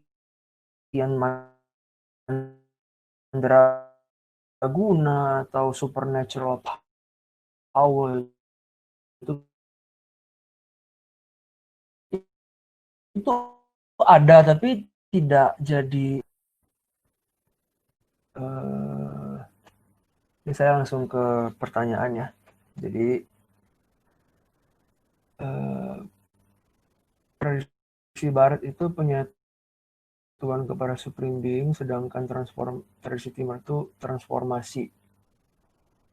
Tradisi barat itu kamu menyatu, tapi dalam artian kamu apa ya, sebenarnya nggak hanya barat, karena kalau kita ingat tradisi India seperti yang dipelopori oleh Ramanuja. Ramanuja itu kalau kalian nggak tahu beliau, kalian mungkin tahu sekte dia, Sri Vaishnavism. Nah, itu sangat populer di India Selatan. Nah, Vaishnavite ini mereka membayangkan penyatuan dengan Wisnu itu sebagai sebuah bentuk komuni. Jadi dalam komuni kan kita membayangkan ada penyatuan, tapi tiap-tiap individu, tiap-tiap ego masih mempertahankan kedirian dia, masih mempertahankan keunikan dia. Jadi ada saya, ada yang di luar, dan menyatu, tapi somehow individuality masing-masing nggak hilang gitu. Nah, itu mungkin cara yang lebih tepat untuk membayangkannya. Nah, dalam tradisi yang lain, seperti misalnya dalam Buddhisme, kita kenal cara yang lebih berbeda. Penyatuan itu dalam artian kamu menjangkau dirimu yang paling primordial, dirimu yang paling purba. Jadi ketika dibilang manunggaling antara kaulo dan gustinya ada di mana? Ya, di dalam diri kamu gitu loh. Tapi di dalam diri kamu yang murni, bukan di dalam diri kamu yang sekarang. Diri kamu yang sekarang ya diri kamu yang kaulo itu, diri kamu yang jelata itu gitu, diri kamu yang penuh dengan kekotoran, penuh dengan kebencian, emosi-emosi negatif segala macam. Nah, kalau kamu kelak bisa menyatu ya, menjangkau ke diri lebih primordial itu, nah kita masih menyebutnya sebagai penyatuan, tapi bukan penyatuan antara apa ya, dua entiti yang berbeda. Bukan penyatuan antara A dan antara A yang lebih kasar dengan A yang lebih halus. Nah, mungkin dengan cara inilah kita bisa membayangkan kedua definisi penyatuan ini ya, kira-kira gitu. Ini kemudian ada pertanyaan, apakah pengalaman mistis dalam kurung objek yang telah diatasi adalah ekspansi kesadaran yang tidak lagi terjebak pada tubuh manusia? Nah, kalau tradisi Jung bagaimana pengalaman mistis dijelaskan? Poin pertamanya benar. Kesadaran kamu berekspansi sehingga tidak lagi terjebak pada tubuh kamu. Ketika kita bicara tubuh kan kita bicara tentang 5 pintu indera kan ya. Penglihatan, penciuman, pendengaran, dan seterusnya. Dan kesadaran kita 99,9% kan didominasi oleh apa yang dicerap. Kan dibilang pintu indera, berarti data-data atau input-input dari dunia eksternal, dunia fenomenal di luar sana, hanya bisa masuk ke dalam diri kita kalau pintu indera ini membuka. Dia buka pintu dan datanya, intunya bisa masuk. Lalu bayangkan, karena dia lewat pintu tertentu, maka dia akan melewati bias tertentu. Gitu. Dia lewat hidung, penciuman. Dan kita pikir penciuman netral. Tidak. Bau itu kan kontekstual. Bau itu kan culturally kontekstual gitu loh. Ada beberapa bau yang bagi orang tertentu nggak bau kan. Saya cium durian itu saya senang sekali. Kalau orang bisa ngelem kambing ya, saya ngelemnya mungkin durian. Saya buka batoknya tuh saya kayak membenamkan kepala saya. Saya suka membayangkan seperti itu kadang-kadang. Karena bagi saya baunya luar biasa menakjubkan. Tapi saya tahu banyak orang yang cium bau durian mau muntah gitu loh. Nah ini saja sudah menunjukkan bedanya. Padahal duriannya in itself ya sama aja. Durinya tidak sengaja membaukan dirinya di satu orang dan mewangikan dirinya di orang yang lain. Dia sebagai durian, ya apa adanya gitu. Dia tidak berubah, kita yang berubah. Cara kita mempersepsikan dia yang berubah. So ketika kita mengatakan bahwa pengalaman mistis itu adalah ekspansi, nah saya pikir ini frasa yang benar sekali. Ekspansi dalam artian kamu berusaha melampaui persepsi indrawi kamu. Persepsi indrawi kamu yang tidak netral, yang tidak objektif gitu loh. Persepsi indera kamu yang dari kamu kecil memang sudah tersosialisasikan untuk mengkategorikan ini sebagai wangi, ini sebagai bau, ini sebagai indah, ini sebagai jelek. Nah itu yang mau kita lampau. Jadi untuk poin pertama saya sangat sepakat dengan istilah ini ya, ekspansi kesadaran yang tidak lagi terjebak pada tubuh manusia. So kita bisa, karena nggak lagi terjebak, kita bisa menjangkau apapun. Melihat durian sebagai durian, ya melihat mawar sebagai mawar, apa adanya. Melihat belacan sebagai belacan, ada yang mencium belacan juga pengen muntah. Saya sih seneng banget belacan. Mungkin ada nggak tahu belacannya, terasi. Nah, ada yang nggak senang terasi, saya senang terasi. Ada yang nggak senang petai, saya senang petai. Ya kan seperti itu ya. Nah bagaimana agar ini semua dilampaui gitu. Senang dan nggak senang itu kan dikonstruksikan secara kultural. Kalau Jung bagaimana pengalaman mistis itu adalah ketika misalnya dalam konteks salib yang tadi jadi contoh kita ya, apa yang awalnya hanya ornamen kayu biasa, banal kan ya, ini cuma dekorasi. Kita akhirnya bisa melihat sesuatu yang lebih dari itu. Gini lah, kita ingin merasakan ketuhanan, tapi kita butuh beberapa objek. Saya nggak bisa merasakan ketuhanan dengan melihat handphone gitu loh, jauh gitu loh, jauh sekali. Atau dengan melihat botol caplang gitu loh, terlalu banal. Tapi ada beberapa simbol tertentu yang awalnya mungkin banal, biasa-biasa aja, tapi lama-lama karena memang dia adalah termasuk dalam arketipe, lama-lama dia bisa, let's say melalui penetrasi ke mimpi-mimpi kamu, dia bisa pelan-pelan diimbuhi ya, diluapi dengan pemaknaan yang lebih ketimbang yang sebelumnya. Dan ketika pemaknaan itu kamu terima dan kamu mengafirmasinya, kamu akan bisa melihat mungkin dalam salib ada ketuhanan. So awalnya kamu ingin merasakan bagaimana sih rasanya kehikmatan, kekudusan dalam membayangkan ketuhanan. Kamu tahu itu ada, tapi kamu nggak bisa bikin connection dengan dia. Gitu loh. Kamu nggak bisa menghubungi dia secara langsung. Kamu dial, numbernya putus. Gitu loh. Nah, salib dan swastika dan lain sebagainya, beberapa simbol tertentu, itu bisa berperan sebagai penghubung itu. Jadi ketika dia masuk ke dalam kamu, dia diimbuhi pemaknaan, dan kamu mengafirmasinya, ya maka kamu akan bisa merasakan kekudusan itu, kesyahduan itu. Kira-kira seperti itu. Jadi pengalaman mistis adalah ketika objek itu ditransformasi di dalam kesadaran kita ya, dengan bantuan arketipe ya, sehingga kita tidak lagi melihat sesuatu dengan cara yang biasa gitu. Kira-kira begitu. Jadi objeknya nggak hilang. Nah, bedanya kalau di timur objeknya hilang. Jadi salib Indianya hilang. Salib Indian ya banal. Indian ya dia mau dipatahin, dibakar ya sama aja gitu.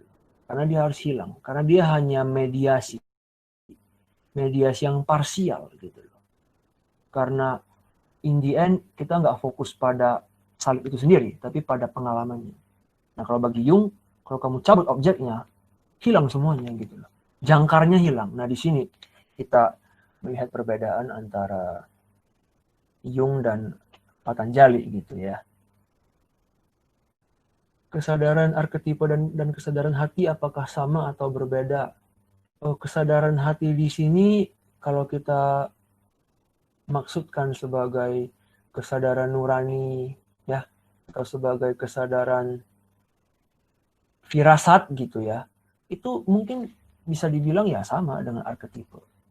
Karena arketipe itu adalah kadang-kadang ketika kamu berfirasat dan firasatnya betul ada gitu ya, itu bukan kamu sedang hoki, enggak. Itu hanya kasus di mana ketajaman indramu meningkat. Jadi jangan keluar dulu deh hari ini. Feeling saya nggak enak. Beneran kecelakaan misalnya kan. Nah, itu bukan kamu kayak Final Destination ya. Kamu bisa melihat kecelakaan yang akan terjadi di masa depan gitu kan ya. Itu film sci-fi. Tapi kita bisa bayangkan kira-kira seperti itu. Kesadaran nurani, kesadaran firasat. Nah kadang-kadang kalau kamu arketipenya ingin mendobrak keluar dari unconscious, dia akan menajamkan kesadaranmu dan kamu bisa melihat sesuatu yang sebenarnya dari perspektif empirik itu biasa aja. Bagian kamu somehow kayak kok ada yang tidak enak ya gitu loh. Jadi dalam konteks ini ya kita bisa mengatakan itu momen-momen ketika, tapi itu kan momen yang langka ya. Hati nurani yang berbisik itu kan momen yang langka. So di sini Jung saran dia adalah kita harus lebih sering mengakses itu. Ya, dia punya cara dia sendirilah dengan asosiasi bebas dengan segala macam itu kan udah teknis, kita nggak ke sana. Tapi poinnya adalah kita harus dengan metode-metode teknik-teknik tertentu kita harus secara intens sesering mungkin mengakses ketaksadaran. Karena ketaksadaran adalah sumur, adalah inspirasi ya yang nggak ada habisnya gitu.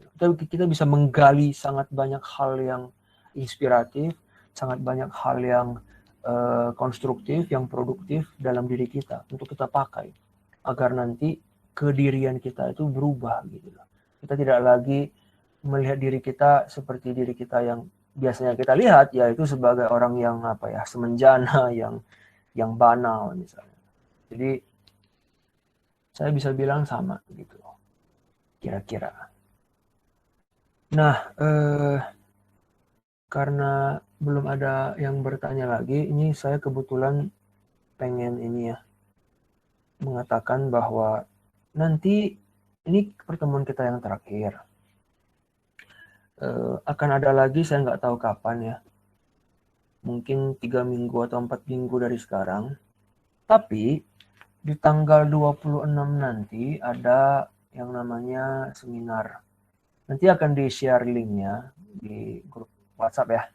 Akan di-share linknya. Nah itu seminar yang sangat menarik. Saya juga kebetulan akan mengisi acaranya ya. Tapi saya bukan fokus utamanya. Ada 2 lagi biarawan, 2 biksu yang sangat terpelajar. Jadi ada 3 pembicara dan saya hanya tim hore sebenarnya, jujur aja. Nah, kami bertiga, saya dan 2 biksu akan membahas tentang konsep ketuhanan dalam Buddhisme. Tentang Sang Hyang Adi Buddha. Jadi bagi teman-teman yang cukup paham kan mungkin siapa Tuhannya orang Buddha kan mungkin kan teman-teman dulu di SD pernah dikasih tahu oh Tuhannya orang Buddha itu namanya Sang Hyang Adi Buddha. Tapi bahkan jangankan hanya teman-teman yang Buddhis pun nggak beneran tahu.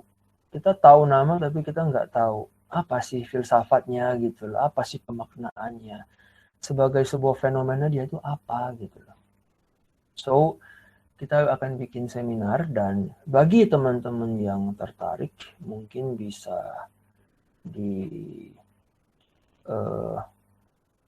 bisa mengikutinya ya, nanti datanya akan di share gitu linknya. Kenapa saya menyebutkan keberadaan acara ini? Bukan karena saya mengisinya, bukan. Ini ada benang merahnya dengan apa yang selama 2 bulan terakhir ini berusaha untuk kita kaji bareng-bareng, yaitu potensi kesempurnaan dalam diri manusia. Jadi ketika kita membayangkan ketuhanan, kita membayangkan Sang Hyang Adi Buddha, yang kita bayangkan itu bukan sebuah sosok, bukan sebuah person, melainkan yang kita bayangkan itu sebuah capaian.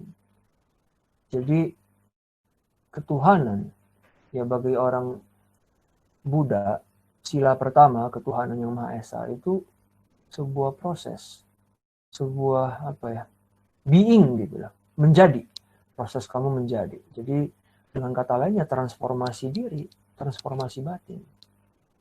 Nah, saya di pertemuan di batch yang kali ini kan saya tidak terlalu banyak membahas yang Buddhis ya, karena kan saya kira sudah cukup intens kita bahas di edisi kita yang pertama, jadi saya lebih fokus ke yang Hindu dan Barat secara umum.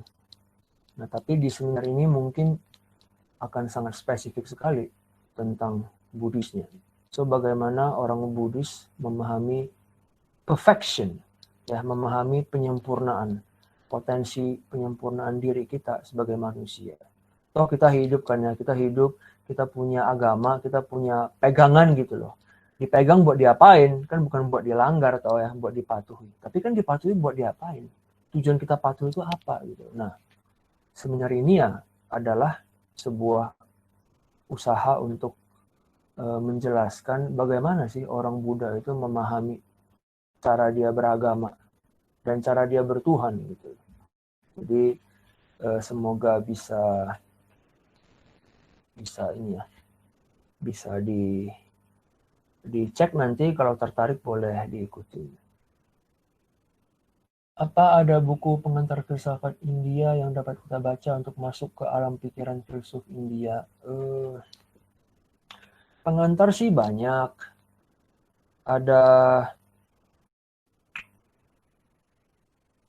Ada yang teoritis, beneran filsafat ya, kayak Upanishad gitu ya. Setahu saya Upanishad juga ada bahasa Indonesianya ya. Terus Bhagavad Gita setahu saya juga beberapa versinya udah ada. Ada yang versi terjemahan kayaknya, ada yang versi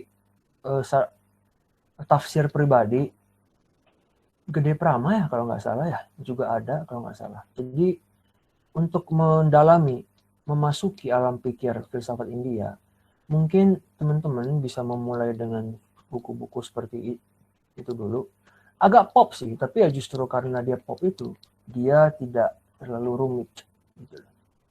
Kalau mau yang lebih sifatnya naratif, saya selalu menyarankan epos-epos seperti Ramayana dan Mahabharata, terutama Mahabharata. Di Mahabharata itu kita bisa melihat alam pikir orang India. Jadi misalnya gini. Kita tahu superhero kan banyak ya, superhero-nya Marvel ya. Ada Superman, Batman gitu lah. Superhero orang India siapa coba? Kan ya Arjuna gitu loh, Krishna gitu kan ya, Bhima gitu kan. Apa beda dua superhero ini? Yang satu lebih subtil, lebih profound. Yang satu belakangan agak dibikin profound. Kita nonton film Joker kan, kita mendengar pernyataan-pernyataan seperti Joker adalah orang baik yang tersakiti. Itu kan kayak, ya dengan kata lain dunia ini tidak sehitam putih yang kita bayangkan di, let's say, film-film Batman tahun 90-an yang dibuat sama Tim Burton misalnya. Kalau misalnya Batman lawan Mr. Freeze, lawan Mr. Penguin, ya Freeze-nya jahat dari awal, Mr. Penguin jahat dari awal, kayak terlalu black and white gitu. Belakangan ada sedikit sentuhan abu-abunya gitu. Tapi dimensi psikologis yang begitu kompleks itu sudah dibedah sejak 1 milenium lebih yang lalu oleh epos-epos seperti, sebenarnya nggak hanya Mahabharata, epos Yunani kan juga sama. Tapi kalau untuk memahami alam pikir orang India ya bisa juga dengan membaca Mahabharata. Di situ kita akan melihat bagaimana manusia itu ya terombang-ambing, ada yang dia baik tapi jahat kayak Karna gitu kan ya. Baik tapi harus berkubu ke Kurawa, which is kan kalau dalam kacamata black and white dia jadi orang jahat dan dia harus mati gitu loh. Padahal kan dia kasihan gitu loh, tragis hidup dia. Terus ada yang seperti Drupadi yang dipertaruhkan dalam judi dadu, kayak kita bisa lihat nih Pandawa kan brengsek juga nih dalam satu perspektif. Nah ya manusia gitu loh, kita ngomong manusia kan nggak pernah hitam putih, nggak pernah sehitam putih Clark Kent dan musuhnya kan ya. Clark Kent kan kayak bager pisan gitu loh, dia wartawan terus dia kadang-kadang jadi Superman, kadang-kadang jadi wartawan lagi, kayak tidak, dimensi psikologisnya yang tidak cukup luas dan tidak cukup berfaedah untuk kita memahami the nature of human. Nah, Mahabharata aku pikir bagus. Jadi manusia ada cacatnya segala macam dan dewa-dewa juga banyak akal bulusnya. Kita paham gitu. Oh, inilah dunia gitu loh. Dewa pun nggak sempurna gitulah. Jadi saya menyarankan itu sih kalau memang teman-teman tertarik. Tapi kalau bagi yang sudah membaca itu dan ingin membaca yang lebih bagus lagi, lebih dalam lagi, lebih serius, mungkin nanti saya bisa kirimkan secara pribadi ya, pakai Japri, saya bisa kirimkan beberapa teks yang bagi saya itu berguna bagi saya pribadi. Kira-kira gitu. Itu aja kali ya. So, kalau ada masukan dari teman-teman atau ada pesan, ada komentar, mungkin bisa di share sekarang, baik dengan chat atau kalau mau dengan ngomong ya sangat silakan. Jadi mumpung ini pertemuan terakhir ya, kita bisa sharing mungkin ya bagi teman-teman yang minat. Monggo, saya tunggu ya.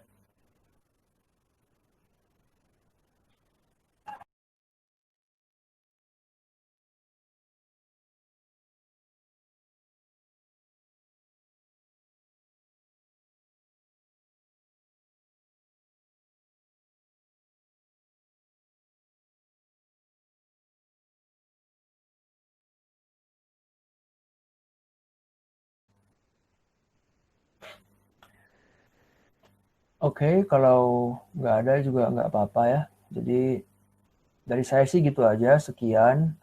Atas perhatiannya saya sampaikan terima kasih yang mendalam. Ini juga upaya pembelajaran bagi saya pribadi. Jadi saya juga belajar, saya terpacu ya, terstimulus untuk belajar karena saya harus bukan share ya seolah-olah saya memiliki ilmu ini, enggak. Saya mungkin mewartakan gitu loh. Saya tahu ada kabar gembira dari beberapa tradisi dan saya ingin mewartakan kabar gembira ini gitu loh. Tidak mewartakan sebagai orang yang pakar, sama sekali tidak, tapi ya sebagai wartawan saya melihat dan saya saya rekam ya, apa yang saya rekam itu sepemahaman saya sampaikan, kira-kira gitu. Jadi gitu aja dari saya. Kita bakal ketemu lagi di 3 minggu atau 4 minggu dari sekarang ya. Oke, saya diminta closing statement tentang perbandingan filsafat Barat dan Timur. Sebenarnya kalau saya harus menuturkan pointer-pointer tertentu, simpelnya seperti ini. Di dalam filsafat Barat, karena ada sebuah zat, ada sebuah prima causa. Nah, poinnya adalah ini, poinnya prima causa. Karena ada prima causa, maka ada linearitas di dalam kosmologi. Jadi ada awal, ada akhir dari dunia. Berkebalikan dengan itu, filsafat India dari tradisi manapun, dunia itu tidak linear, tapi sirkuler. Dan karena dia sirkuler, maka dia tidak ada sosok prima causa atau creator. ada beberapa sosok yang menyerupai itu, seperti misalnya Iswara. Nah, Yoga Patanjali itu mempropose satu sosok bernama Iswara, dan Iswara ini tidak menciptakan kita, tapi dia adalah semacam sosok yang berkuasa sekali, dia maha tahu, dan dia ingin men-share pengetahuan, karena dia kasihan dengan kita, umat manusia di dunia ini. Yang sakno itu loh, kira-kira gitu kan. Tapi beberapa tradisi lain seperti Buddhis tidak percaya pada sosok seperti Iswara ini, gitu loh. Jadi sosok yang eksternal itu tidak diteorikan ada, karena kalau memang ada yang ilahiyah ya tentu dia ada dikandung dalam diri kita. Kalau dia tidak terkandung dalam diri kita, maka dia tak akan terkandung dimanapun gitu loh. Jadi kalau memang logisnya dia ada dalam diri kita, ya udah, mari cari dalam diri kita saja gitu loh. Kata Patanjali ada dalam diri kita, tapi kita butuh bantuan Iswara gitu. Tapi intinya adalah kesempurnaan itu bisa dicapai, baik dengan bantuan sosok seperti Iswara ataupun dengan bantuan diri sendiri. Nah, jadi kesempurnaan itu visible. Di dalam tradisi Barat yang saya baca, saya tidak intensif ataupun ekstensif, tapi dari yang saya baca, kesempurnaan diri itu agak tidak definite, tidak final gitu loh. Seperti misalnya kita membaca filsuf abad pertengahan ya, kayak Agustinus, Thomas Aquinas, kita akan melihat bahwa manusia itu minimal ketika dia masih hidup, dia nggak akan sempurna. Karena hidup ini ya diwarnai dengan dosa ya. Ada dosa asal misalnya kan ya. Ketika kamu meninggal nanti ya bisa nanti kamu resurrection, kamu apakah sempurna di resurrection itu, penyatuan kembali tubuh dan jiwamu, itu kurang jelas. Tapi ketika hidup yang pasti adalah bulat sekali kamu nggak mungkin sempurna. Jadi manusia yang hidup itu tidak sempurna. Manusia yang hidup itu pasti ada kelemahan, ada cacatnya, banyak cacatnya. Nah, orang India mengatakan, iya, kami sepakat. Tapi cacat ini bisa loh dimurnikan di hidup ini juga, kalau kamu mau. Beberapa orang telah mencobanya dan berhasil. Kalau bagi orang Buddha ya berarti kan panutannya ya Buddha Sakyamuni itu. Berarti bagi mereka Sakyamuni telah mencobanya dan berhasil. Bagi beberapa tradisi Hindu ya banyak sekali. Shankara dibilang pencerahan, Ramanuja diyakini sudah mencapai pencerahan. Jadi ya di India dan di Barat, di bedanya cuma itu. Di India ada manusia sempurna. Gitu. Kan kita sering mendengar ya, kita manusia memang kodratnya tak sempurna. Nah, orang India mungkin akan tidak sepakat. Gitu. Kodrat manusia adalah kesempurnaan. Kan tak ada yang sempurna, saya manusia banyak salah. Kan kita sering memakai frasa seperti itu. Di lirik-lirik lagu pop kan banyak sekali. Aku hanya manusia biasa yang tak sempurna, yang banyak salah. Apalah, namun aku mencintaimu, ujung-ujungnya seperti itu. Nah, poinnya adalah deskripsi dia di awal itu, saya hanya manusia biasa. Loh. Saya banyak salah, saya banyak segala macam, tapi saya tulus. Kita nggak mau ngomong proyek dia mencintai itu. Kita mau ngomong di deskripsi dia. Benar nggak kita manusia biasa yang banyak salah? Dan kalau memang benar itu sebagai kondisi status quo kita, apakah itu bisa diubah gitu? Ada potensi nggak untuk mengubahnya? Kalau ada, se-visible apa? Se-direct apa gitu? Se-konkret apa? Kapan? Kalau saya mau pencerahan misalnya sebelum saya mati, bisa nggak? Saya nggak mau menderita lagi, bahkan ketika saya masih hidup. Bisa nggak gitu? Atau saya memang ditakdirkan untuk menderita emosi-emosi dan semua pengalaman fisik tertentu sampai saya ajal putus, baru saya lepas dari tubuh fisik ini. Baru selesai semuanya gitu lah. Saya berada di satu alam di mana semuanya sudah bebas dari physical constraint misalnya tanya. Atau ya itu tadi, saya mau pencerahan dengan tubuh yang ini juga gitu loh. Boleh nggak? Kalau boleh bisa nggak gitu loh. Nah mungkin itu sih. Kalau saya menarik satu aja perbedaannya mungkin seperti itu. Semoga bisa menjawab ya.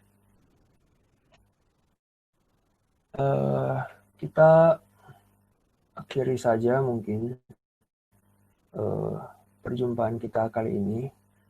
Sudah hampir 9:30 ya. Jadi saya akan menutupnya dengan ya sampai jumpa. Kalau kita nanti ketemu lagi di tanggal 26, bagi teman-teman yang tertarik ya silakan, bagi yang enggak ya enggak apa-apa. Sekali lagi terima kasih dan selamat malam. Stay healthy ya, tetap jadi orang baik bagi sesama. Oke, dadah.